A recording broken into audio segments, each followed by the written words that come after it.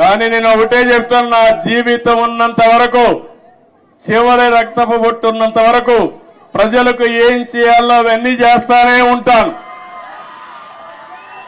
ఇప్పుడు నేను ఆలోచించే విధానం మీరు చూస్తే రాబోయే 30 ఏళ్లలో ఏం జరుగుతుందో ఇప్పుడే ఊహించి దానికి ఒక విజన్ తయారు చేసుకుని ముందుకు పోవాలనేది నా మనస్తత్వం. అందుకే ఈ సందర్భంగా నేను మిమ్మల్ని అందరినీ ఒకటే కోరుతున్నా.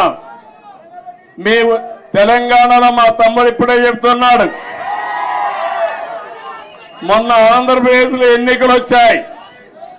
ఎన్నికలు వస్తే నేను వినూత్నంగా ఆలోచించాను. ఈసారి అందరినీ సీనియర్స్ నే కాకుండా యంగ్స్టర్స్ తీసుకొచ్చాను, రీస్ట్రక్చరింగ్ ప్రారంభించాను. యువకుల్ని, ఉత్సాహవంతుల్ని, చదువుకున్న వాళ్ళని సామాజిక న్యాయమే ధ్యేయంగా పెట్టుకుని అందరినీ మంచి వ్యక్తులు తీసుకొచ్చాను.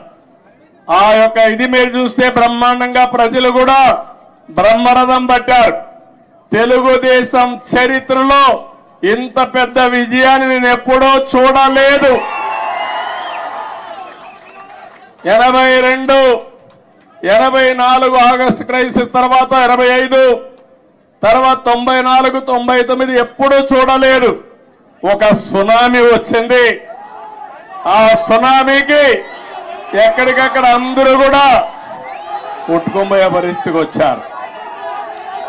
అది చూసిన తర్వాత మా తమ్ముడు అంటున్నాడు,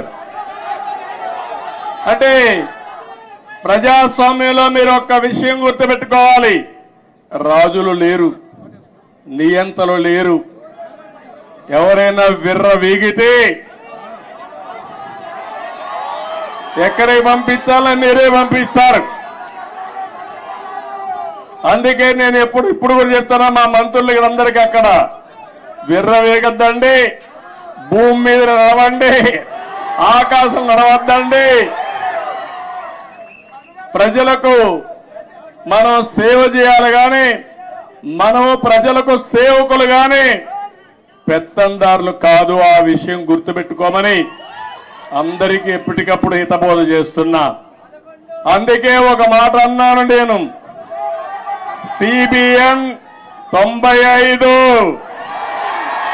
2024 కాదు, సిబిఎన్ 95లో ఏ విధంగా పనిచేశాడో అదే విధంగా పనిచేస్తానని నిన్నే చెప్పాను.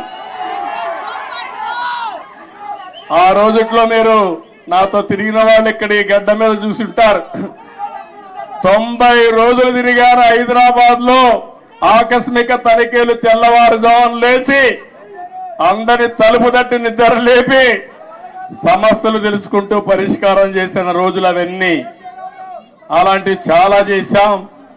ఆ రోజు చేసిన కార్యక్రమాలే మీరు చూస్తే శ్రమదానం, అదే మరి జన్మభూమి, అదే మారిగా